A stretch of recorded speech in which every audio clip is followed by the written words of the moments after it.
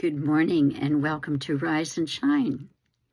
I hope that you've had a good beginning to your week. But often our week is just what we choose to make it, right? So I pray that you're choosing to have a good one. This is Tuesday morning, and I found this poem I'd like to read to you called Shoes in Church. I showered and shaved, I adjusted my tie. I got there and sat in a pew just in time. Bowing my head in prayer as I closed my eyes, I saw the shoe of the man next to me touching my own. I sighed. With plenty of room on either side, I thought, why must our souls touch? It bothered me, his shoe touching mine, but it didn't bother him much. A prayer began. Our Father. I thought, this man with the shoes has no pride. They're dusty, worn, and scratched. Even worse, there are holes on the side. Thank you for blessings, the prayer went on. The shoeman said a quiet, Amen. I tried to focus on the prayer, but my thoughts were on his shoes again. Aren't we supposed to look our best when walking through that door? Well, this certainly isn't, I thought, glancing toward the floor. Then the prayer was ended, and the songs of praise began.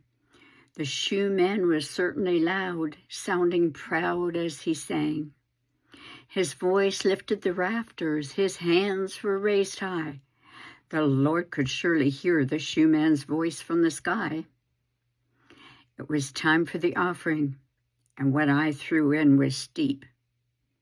I watched as the shoeman reached into his pockets, so deep. I saw what was pulled out, what the shoeman put in. Then I heard a soft clink, as when silver hits tin. The sermon really bored me to tears, and that's no lie. It was the same for the shoeman, for tears fell from his eyes. At the end of the service, as is the custom here, we must greet new visitors and show them all good cheer. But I felt moved somehow and wanted to meet the shoeman. So after the closing prayer, I reached over and shook his hand. He was old and his skin was dark and his hair was truly a mess, but I thanked him for coming, for being our guest. He said, My name's Charlie. I'm glad to meet you, my friend. There were tears in his eyes, but he had a large, wide grin. Let me explain, he said, wiping tears from his eyes. I've been coming here for months, and you're the first to say hi. I know that my appearance is not like all the rest, but I really do try to always look my best. I always clean and polish my shoes before my very long walk, but by the time I get here, they're dirty and dusty like chalk. My heart filled with pain, and I swallowed to hide my tears as he continued to apologize for daring to sit so near. He said, when I get here, I know I must look a sight, but I thought if I could touch you, then maybe our souls might unite. I was silent for a moment, knowing whatever was said would pale in comparison. I spoke from my heart, not my head.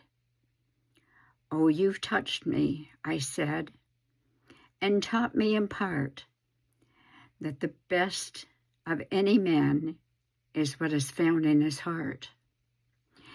The rest, I thought, the shoeman will never know, like just how thankful I really am that his dirty old shoe touched my soul. Let's live each day as it was our last, for we never know – when our time here on earth is over. Love and peace, and my friends, and remember that it is not how we look on the outside, but how we look within. The Lord is looking at our heart.